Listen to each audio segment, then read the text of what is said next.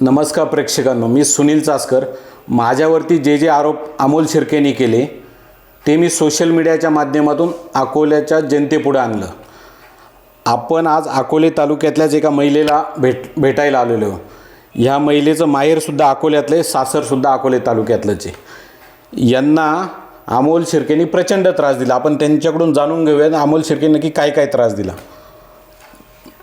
त्यांनी न्यूज जी दिली माझी ती अर्धवट दिली.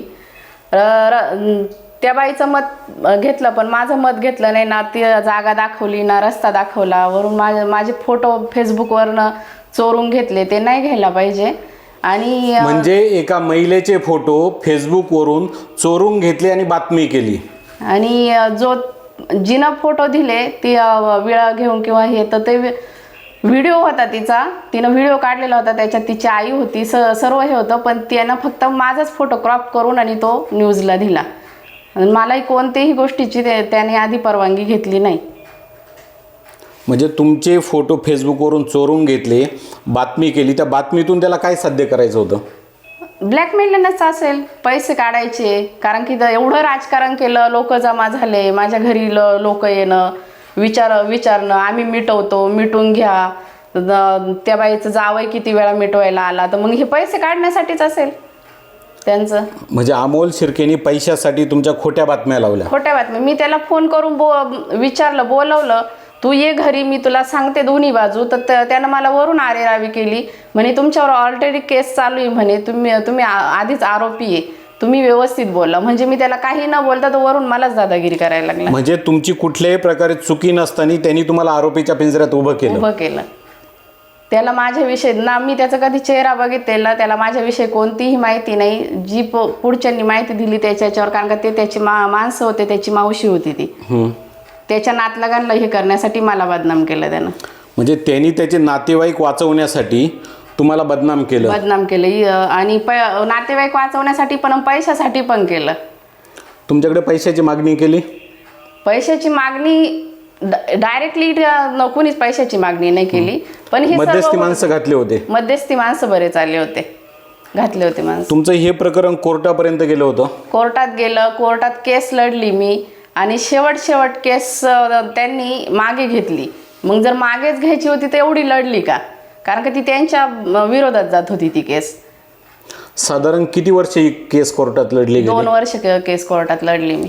कोर्टात केस तुम्ही 2 वर्ष लढले, नंतर ती केस त्यांनीच पाठीमागे घेतली. मागे घेऊया म्हणे. समजा मी असं ऐकतोय का अमोल शिर्के हा जो पत्रकार आहे त्याने अकोले तालुक्यातल्या बऱ्याच व्यावसायिकांना त्रास दिलेला आहे, अनेक महिलांनाही त्रास दिला. वाटतं तुम्हाला हे खरं असू शकतं? असू शकतं. तो ज्या प्रकारे न्यूज टाकतो खोट्या नाट्या करून, त्या प्रकारे तो देतोय त्रास.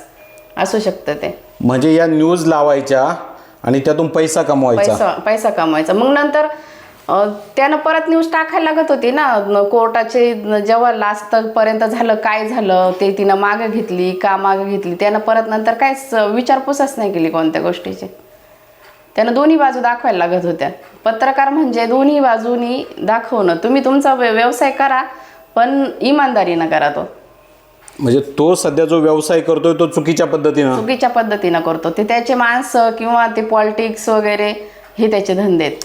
म्हणजे अमोल शिर्के हा पैसा कमवण्यासाठी एका बाजूला राजकीय यंत्रणा सुद्धा वापरत असतो, प्रेशर टाकण्यासाठी, सेटलमेंट करण्यासाठी.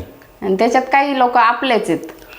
हो, त्यात समजा हे सगळं सेटलमेंट करायला समजा ह्या ताईचं कोण ऐकल, तर तसे तो माणसं शोधत असतो आणि त्या कुटुंबापर्यंत पोचवत असतो का त्यांच्याकडे जा, काहीतरी सेटलमेंट करा आणि आर्थिक मलिदा गोळा करा.